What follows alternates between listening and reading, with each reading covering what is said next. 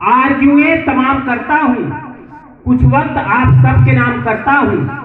इससे पहले कि कुछ भी अर्ज करूं, सबको मैं दिल से सलाम करता हूँ, सबको मैं दिल से सलाम करता हूँ। साथियों, आज से लगभग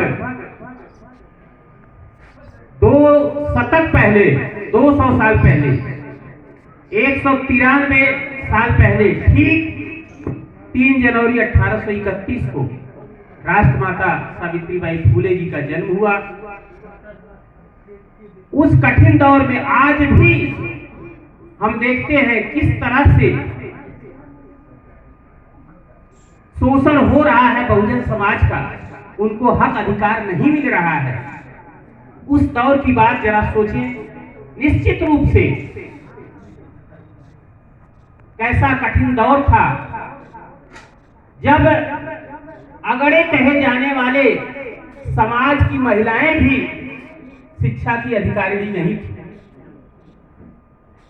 छोटे बहुजन तबके की बात छोड़ ही दीजिए, उस दौर में राष्ट्रपिता ज्योतिबा फूले जी, राष्ट्रमाता सावित्रीबाई फूले जी ने मिलकर बहुजन समाज के लिए, महिलाओं की शिक्षा के लिए 1 जनवरी 1848 में प्रथम महिला विद्यालय खोला। अपने समाज की बालिकाओं के लिए शिक्षा के द्वार खुले। निश्चित रूप से शिक्षा, जैसा कि बाबा साहब कहते हैं कि शेरनी का दूध है जो पिएगा दहाड़ेगा। निश्चित रूप से बगैर शिक्षा के हम अपनी पहचान नहीं बना पाते। शिक्षा से अर्थ से फर्श तक, अर्थ से अर्थ तक आदमी पहुंच जाता है। शिक्षा ही एकमात्र वह साधन है जिससे हम अपनी क्षमता का भरपूर प्रदर्शन कर पाते हैं। माता सावित्रीबाई फूले को समर्पित 2-3 पंक्तियां, 2-4 पंक्तियां सुनाकर मैं अपनी बात को समाप्त करना चाहूंगा कि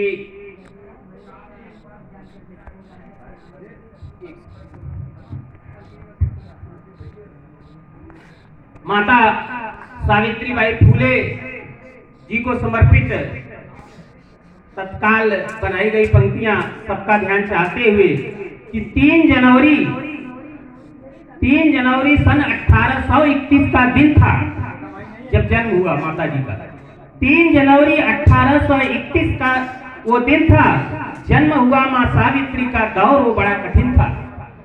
3 जनवरी सन 1831 का दिन था, जन्म हुआ मां सावित्री का। दौर वो बड़ा कठिन था, दौर वो बड़ा कठिन था, को ना मिलती शिक्षा, पर माता सावित्री ने सिखा दे कठिन परीक्षा।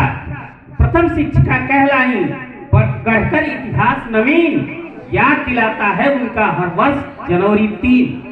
ये 3 जनवरी निश्चित रूप से उस महान शिक्षिका की याद दिलाता है।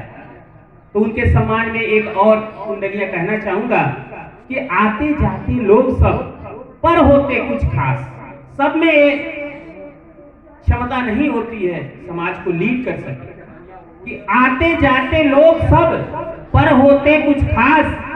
वन दीपक खुद ही जले, पथ पर करे प्रकाश।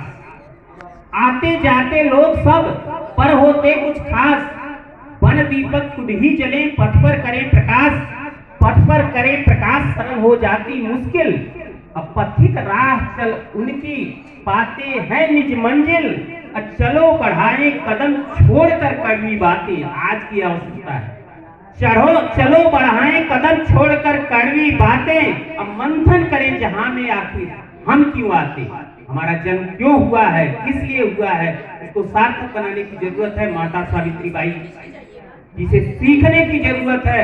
उस दौर में आपने कितना झेल कर हम सबको यह अधिकार दिलाया है, उसको सार्थक करने की जरूरत है। अंतिम छंद के साथ मैं अपनी बात को समाप्त करना चाहूंगा कुछ इस तरह से कि माता सावित्री बाई ने जी जिगर में है आबाद।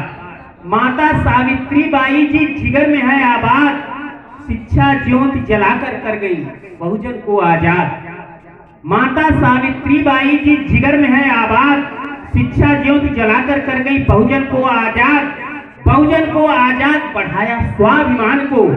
करते हैं हम नमन कोट उस महान को, करते हैं हम नमन कोट उस महान को, और उनके संघर्षों को सुनकर मुंह को कलेजा आता। प्रथम शिक्षिका निर्विवाद है सावित्री जी माता, प्रथम शिक्षिका निर्विवाद है सावित्री जी माता। साथियों, निश्चित रूप से आपने इतना धैर्य से सुना। दो पंक्तियों में आप सबका आभार व्यक्त करते हुए मैं अपनी बात को समाप्त कर रहा हूं कुछ इस तरह से कि कस्बों में या फिर किलों में रहेंगे, प्रकृति की सुघर महफिलों में रहेंगे। आप सब कस्बों में या फिर किलों में रहेंगे, प्रकृति की सुघर महफिलों में रहेंगे, कहीं भी रहें आप सब इस जहां में, हमेशा हमारे दिलों में रहेंगे। बहुत बहुत धन्यवाद। जय जय, जय भारत, जय मानववाद।